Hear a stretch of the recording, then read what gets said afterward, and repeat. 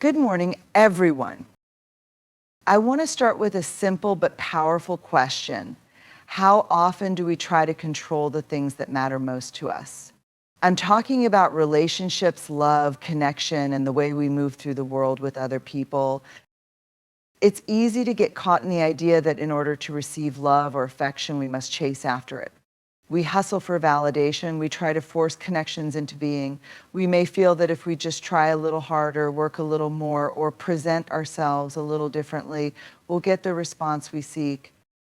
But what if the real key isn't chasing at all? What if the real answer is in letting him come to you?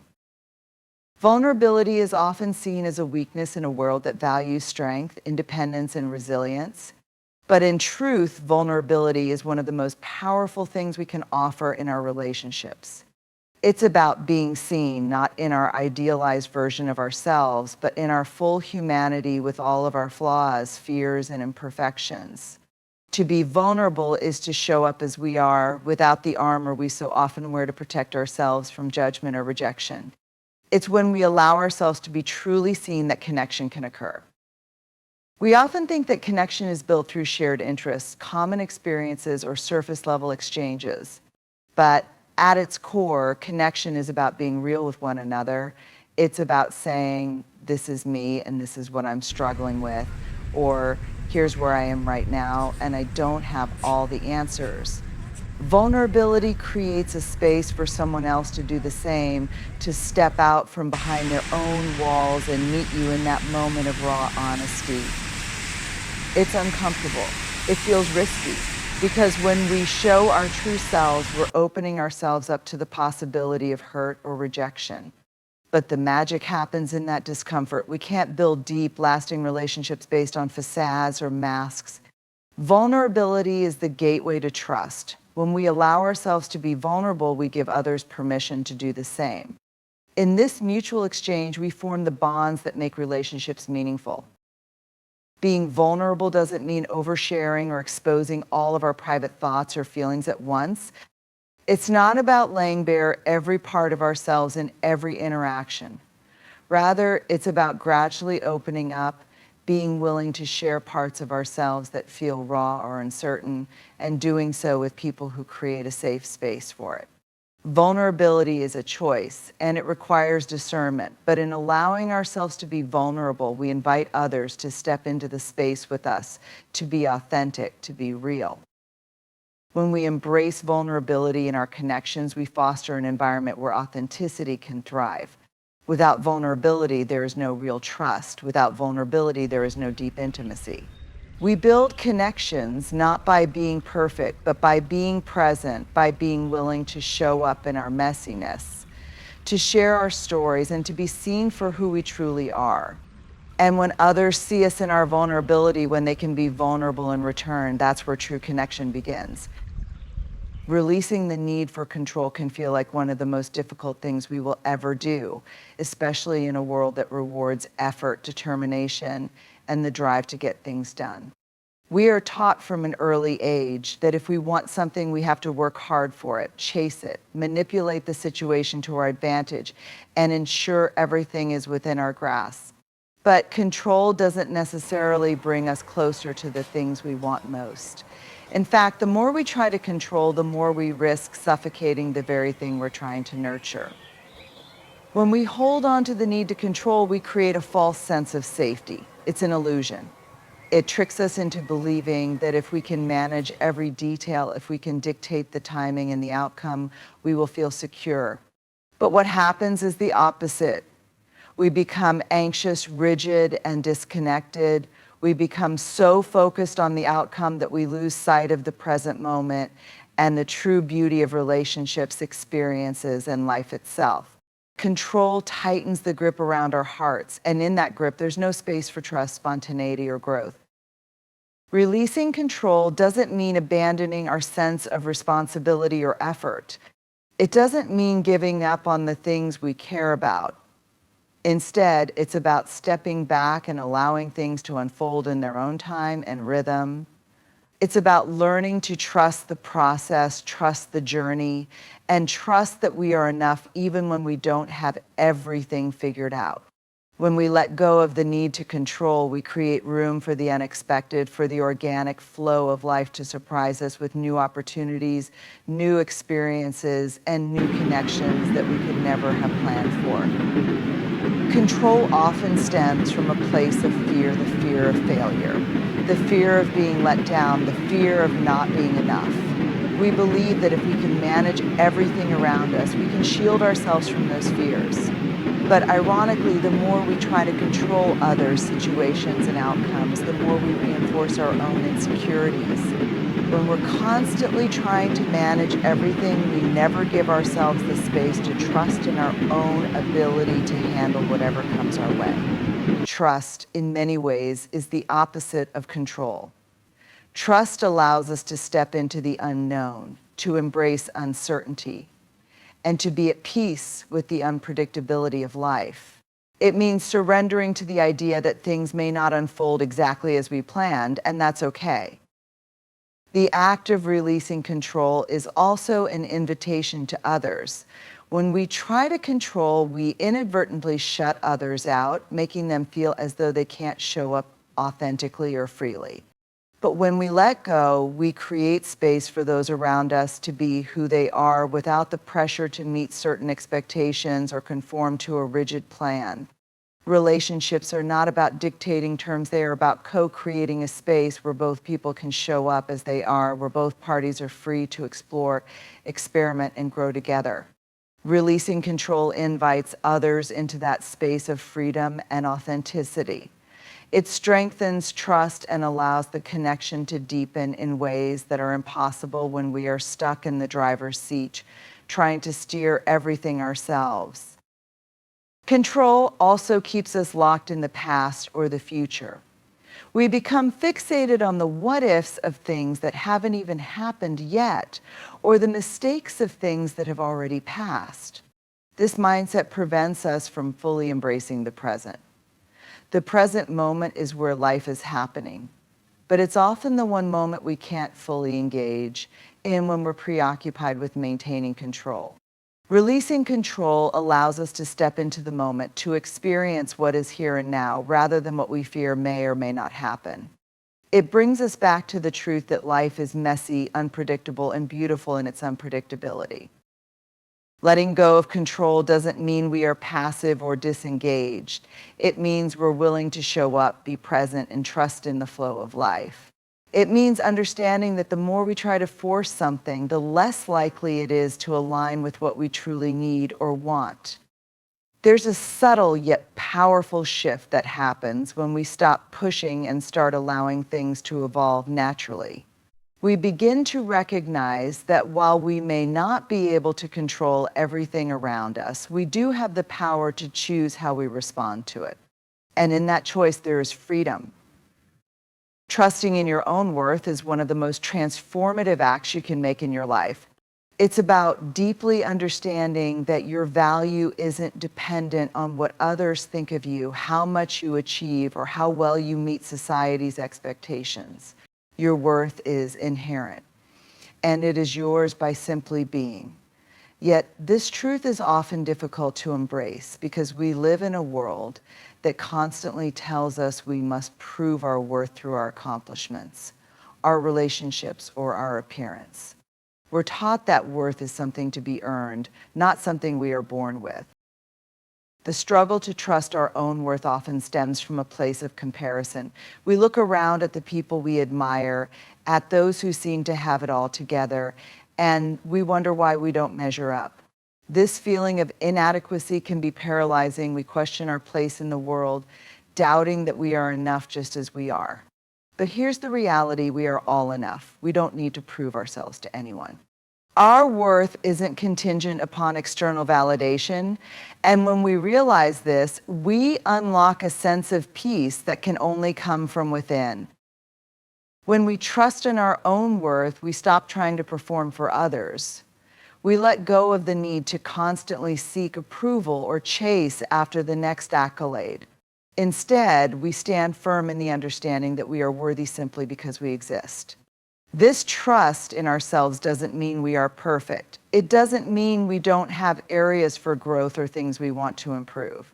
It means that we can acknowledge our flaws and mistakes and still accept ourselves fully. In fact, our imperfections are part of what make us unique, and they hold value in their own right. We are worthy not in spite of our struggles, but because of them. Trusting in your worth also means setting boundaries.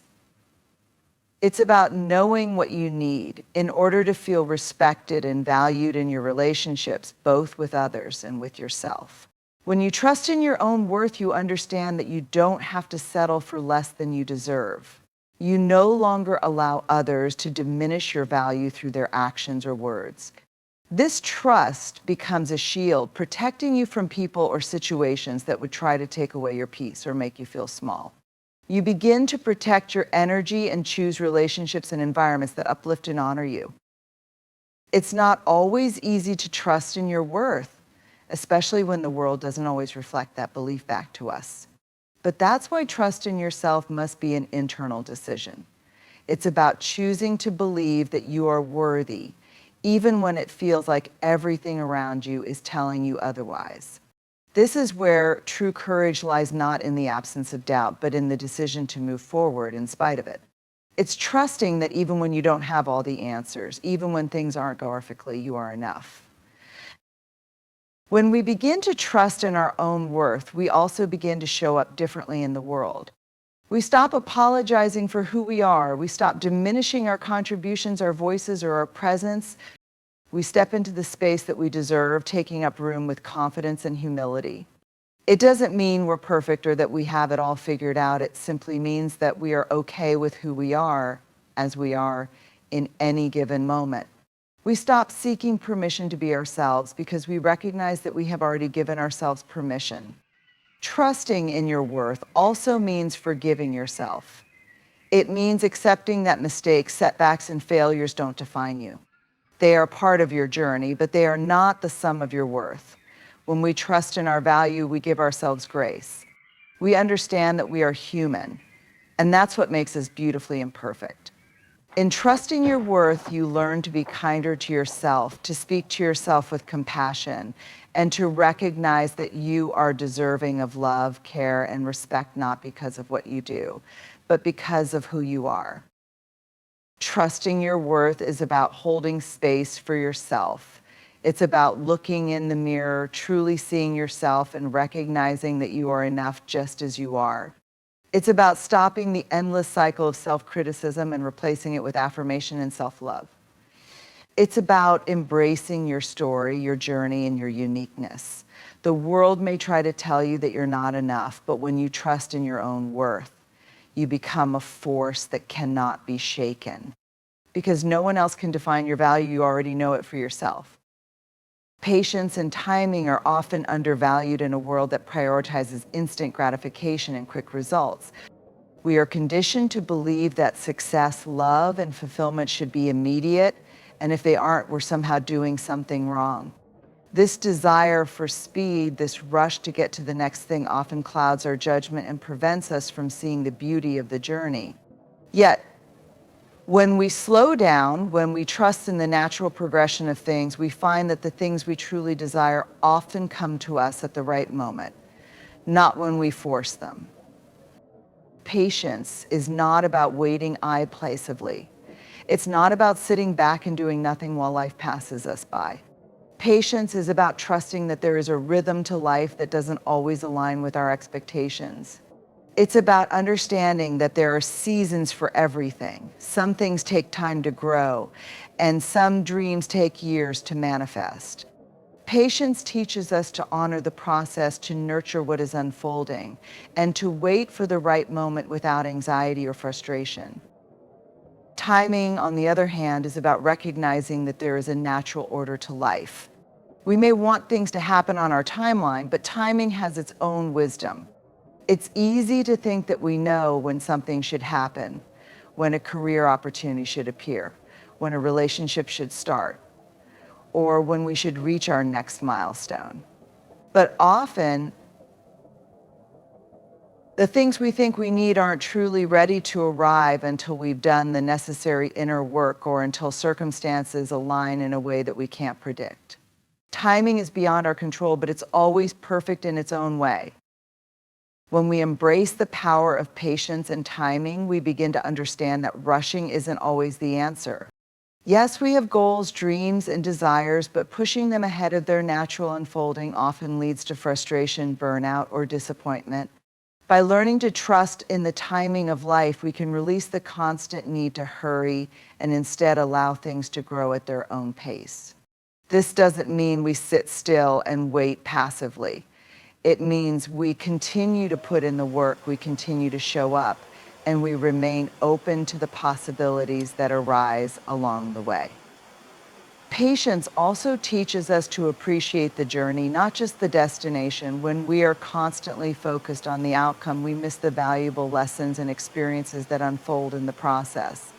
Growth happens in the moments between our goals, not just at the finish line. Patience allows us to savor those moments, to find joy in the small steps, and to see the beauty in the messy, imperfect path that leads us to where we want to be. There is an art to timing. It's about knowing when to act and when to step back. It's about listening to the subtle cues of life, paying attention to what feels aligned and right in the moment. Sometimes the most important thing we can do is wait for the right opportunity. Wait for the right person to come into our lives. Wait for the right time to take the next step. Patience, in this sense, isn't about inaction. It's about knowing when to take a breath, reassess, and trust that what's meant for us will arrive when the time is right. Timing can also teach us humility. We often think we know exactly when things should happen and how they should unfold. But the truth is, we are not always in control of the circumstances around us. There are factors at play that are beyond our understanding, and often the things we desire aren't meant to happen on our timeline. This is where patience becomes an act of surrender, not in giving up on what we want, but in trusting that the universe or life itself has its own way of aligning the pieces. Timing reminds us that we don't always have all the answers, and that's okay. When we practice patience, we allow ourselves to become more comfortable with uncertainty. We learn to trust that we don't need to know everything right now. We don't need to have all the pieces of the puzzle in place to move forward. Patience teaches us to trust in the unfolding of our lives, even when the path is unclear. It encourages us to remain open and flexible, to release rigid expectations, and to embrace the unknown with a sense of curiosity and faith. Patience also strengthens our resilience. When we're forced to wait or when things don't go as planned, we have an opportunity to grow stronger. We develop the ability to stay steady, to weather the storms, and to keep moving forward, even when it feels like nothing is happening. The waiting period is not wasted, it's an opportunity to build the emotional strength and the wisdom needed for what's to come. Every season of waiting prepares us for something greater, even if we can't see it yet. Timing ultimately is about trusting that everything will unfold as it should in its own time. When we let go of the need to force things into being, we open ourselves up to the possibility of unexpected joys, connections, and opportunities that are often better than anything we could have planned ourselves. There's a certain peace that comes from knowing that life has its own pace. And all we need to do is show up, be present, and trust in that rhythm. Creating space for others is about making room in our lives, hearts, and minds for people to be who they are without the pressure to conform, perform, or fit into predefined expectations. It's about creating an environment where others can show up authentically without fear of judgment or rejection. In a world that often encourages competition, comparison, and individual achievement, we may forget that connection thrives not on competition, but on collaboration, understanding, and mutual respect. When we create space for others, we are essentially giving them permission to be themselves. We let go of the need to mold them into something that fits our desires or preconceived notions. We make room for their stories, their experiences, and their emotions. This is not to say we agree with everything others do or say, but it means we are willing to meet them where they are without imposing our own biases or expectations onto them. It's about recognizing the richness and complexity of each individual and giving them the freedom to exist without limitation. One of the most powerful ways to create space is by actively listening. Truly listening to someone means giving them our full attention without distraction or judgment. It means hearing what they're saying, not just in words, but in the emotions and experiences behind those words. Active listening creates an environment where people feel seen, heard, and valued. It tells them that their voice matters and that they are worthy of being acknowledged. Listening with an open heart and mind allows us to hold space for others, giving them the opportunity to express themselves fully and authentically. Creating space also requires vulnerability. It means being willing to step back, to let go of our own need to be at the center, and allow someone else to take up space in our lives. Sometimes this can feel like a risk, especially when we're used to controlling our environments or having our needs take precedence. But when we make the conscious decision to allow others into our world, we open the door for connection, empathy, and understanding. Vulnerability is not about weakness. It is about courage, the courage to let go of the need to dominate the conversation, to be right, or to always have the last word. When we make space for others, we show that we value them as much as we value ourselves. Creating space also means giving people the time and patience they need. It's not always about providing immediate solutions or jumping in with advice. Sometimes creating space is about being present without fixing, without trying to change someone's feelings or experiences. It's about allowing people to process in their own time, to navigate their own emotions, and to come to their own conclusions. This act of presence without interference shows deep respect for the other person's journey. It says, I trust you to find your way, and I am here to walk beside you as you do. In relationships, whether with family, friends, or colleagues, creating space means allowing others to grow and evolve at their own pace. It means not rushing them, not forcing them to meet deadlines or expectations that we set for them, but allowing them the freedom to evolve in their own way. Growth is personal, and each person's timeline is different. By creating space for others to grow, we recognize that their path may not always align with our own. But in making room for them to explore, to take risks, and to stumble along the way, we are allowing them to become who they are truly meant to be. It's also about recognizing that people have different needs, and that's okay. We don't have to understand everything about someone else's situation to create space for them. Sometimes all that's needed is a willingness to sit quietly beside them, to offer a gentle word of support, or to simply provide the space to feel.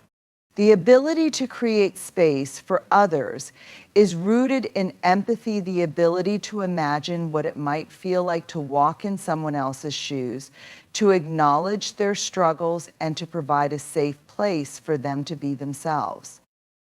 Creating space for others is also about letting go of the need to control the outcome of every interaction or relationship. We often enter situations with expectations of how things should unfold, whether it's a conversation, a friendship, or a romantic relationship. But when we release the need to control how others show up, we allow them to come as they are, without the pressure of meeting our standards. We let go of the script and embrace the uncertainty of the interaction. It's in that uncertainty that real connection can take place. People feel safer when they are not constantly being evaluated, when they are not worried about whether they're meeting someone else's expectations. At its core, creating space for others is a practice of deep respect and unconditional acceptance. It's about recognizing the inherent value in every person and honoring their right to exist as they are. It's about understanding that we are not the center of the universe, but rather part of a much larger interconnected whole. We don't need to be everything for everyone, but by creating space for others, we offer a gift of presence, compassion, and openness. And it is through this act of creation, of making room for someone else, that we often find our own hearts expand, our connections deepen, and our understanding of what it means to truly be human grows. The freedom in letting go is one of the most profound gifts we can give ourselves. It's easy to believe that holding on tightly to the things that weigh us down, whether they are people, expectations, past mistakes, or fears, will somehow protect us or give us a sense of security. But in truth, the more we hold on, the more we tether ourselves to things that no longer serve us. Letting go isn't about giving up or surrendering to defeat. It's about creating space for something new, something more aligned with who we are becoming. When we hold on to past hurts, regrets, or grievances, we are not allowing ourselves the opportunity to heal. We are carrying the weight of old wounds that prevent us from moving forward. Holding on to resentment or anger ties us to negative emotions and keeps us bound to the past, preventing us from fully embracing the present. Letting go is not about forgetting what has happened. It's about choosing not to let it define us any longer. It's about releasing the emotional hold that the past has over us and choosing to step into a place of peace. The freedom in letting go is also about releasing the need to control. Many of us spend much of our lives trying to control our environments, our relationships, and the outcomes of our actions. We think that if we can just manage every detail, everything will turn out exactly as we want it to. But control is an illusion. We cannot predict or dictate every aspect of our lives. In fact, the more we try to control, the more we create tension and stress. Letting go of the need for control invites us to trust in life's natural flow, to surrender to what is beyond our reach, and to allow things to unfold as they will. In that surrender, we find freedom, the freedom to embrace uncertainty, and the peace that comes from knowing we are not responsible for everything. Letting go also creates space for growth. When we hold on to old beliefs, habits, or identities that no longer serve us, we restrict our potential. Growth requires change, and change requires us to release what we've outgrown. Letting go of old ways of thinking or limiting beliefs opens us up to new possibilities. It allows us to step into new opportunities and experiences that we couldn't access if we were still clinging to the past. As we let go, we make room for transformation within ourselves and in our lives. It's through this process of shedding the old that we create space for the new to emerge. There is also a profound sense of freedom in letting go of perfection. So often we hold ourselves to impossible standards, trying to be flawless in every area of our lives. We think that if we can just meet these standards, we will finally be worthy, loved, or successful. But the pursuit of perfection only leads to burnout and disappointment. Letting go of the need to be perfect frees us from the constant pressure of measuring up. It allows us to embrace our imperfections and recognize that they are part of our beauty and our humanity.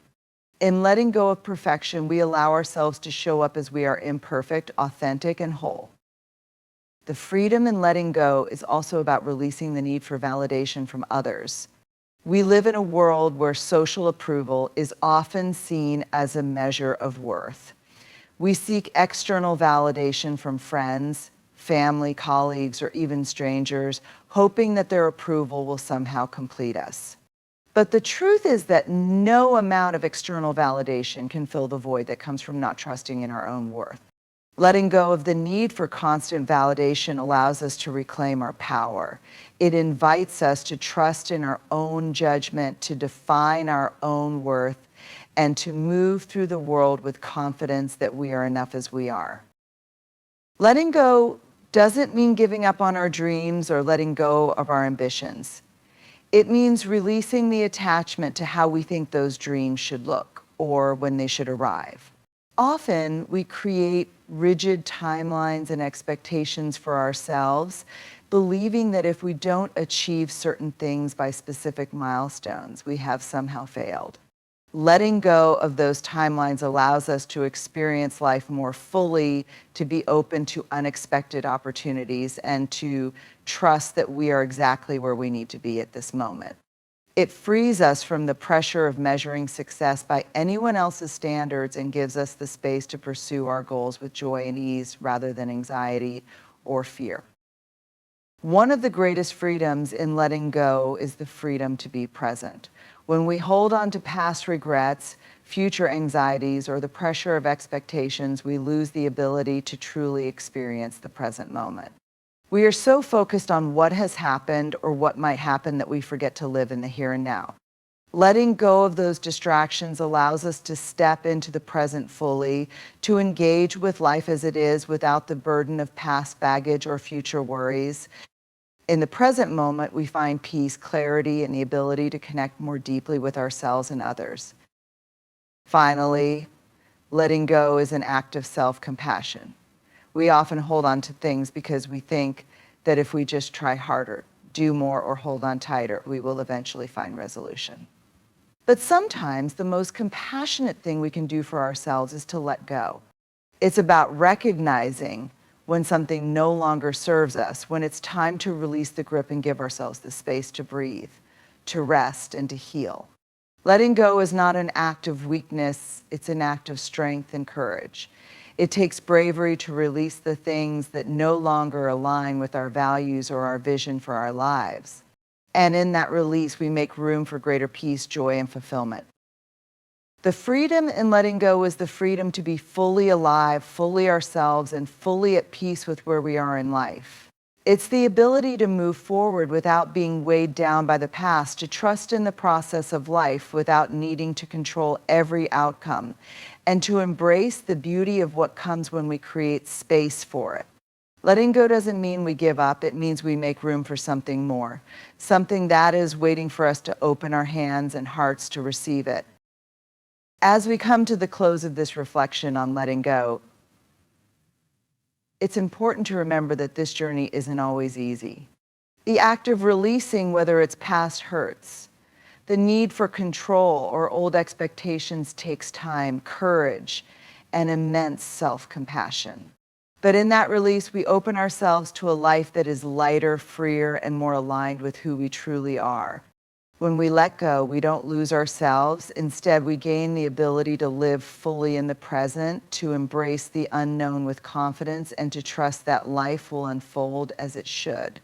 Letting go is not about surrendering to defeat, but about surrendering to the beauty of possibility. So as you move forward, I invite you to take a moment and ask yourself, what am I holding on to that no longer serves me? What would happen if I allowed myself the freedom to let it go? The answer, more often than not, is that you will create space for growth, healing, and new opportunities.